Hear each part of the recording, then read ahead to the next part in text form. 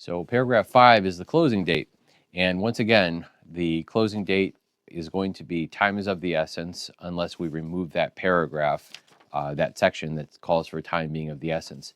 Again, what time is of the essence means is that if you close a minute late, the transaction will be over with and you will be in default.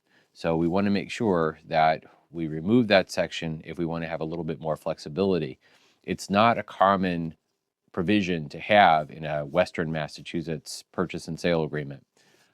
But it is common in the eastern part of the state to have time is of the essence. And unfortunately, that's the form that's been in vogue and what we're using. So you'll see in Western Mass that it's crossed out all the time.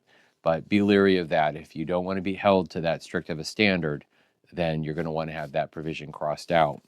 So I wanted to take just a minute to explain exactly what happens on your closing date. The closing actually takes place over hours of time, even though we're saying we're going to meet and we're going to exchange on a certain, at a certain time and usually in a certain place. What's actually going to happen is a number of things. On your closing day, as a buyer, you're going to do a walkthrough at the property to make sure that everything is still okay. You're going to turn on all the utilities, the electric, you're going to run the water.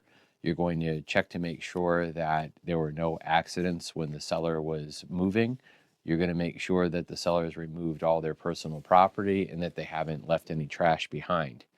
These are all things that you want to check on because once you purchase the property, all those issues become yours. There's no going back to the seller once you own the property outright.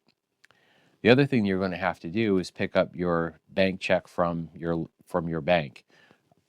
You're not able to bring a personal check to the closing.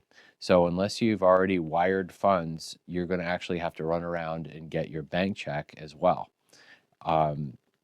Finally, you're going to meet with your attorney. Your attorney is going to take about 45 minutes to go through almost 100 pages of documents that you have to sign.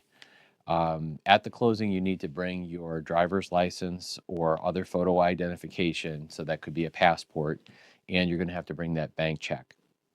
The closing takes about 45 minutes, and then your attorney has to meet with the other attorney. So that may have happened before they met with you. It may be happening after they meet with you.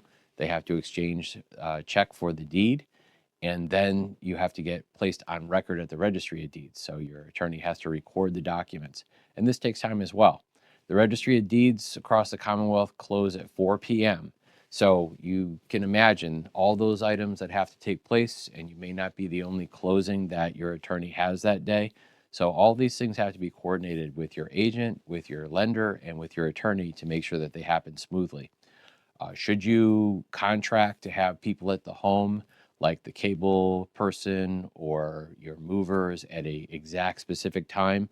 Probably not. You're going to have to be as flexible as possible on that day because things can go wrong. You can have a problem at the walkthrough. There may be some last minute negotiations that have to take place. So it's important that you leave yourself enough time. And that's why it's important to have all these things in mind when you choose your closing date on your offer.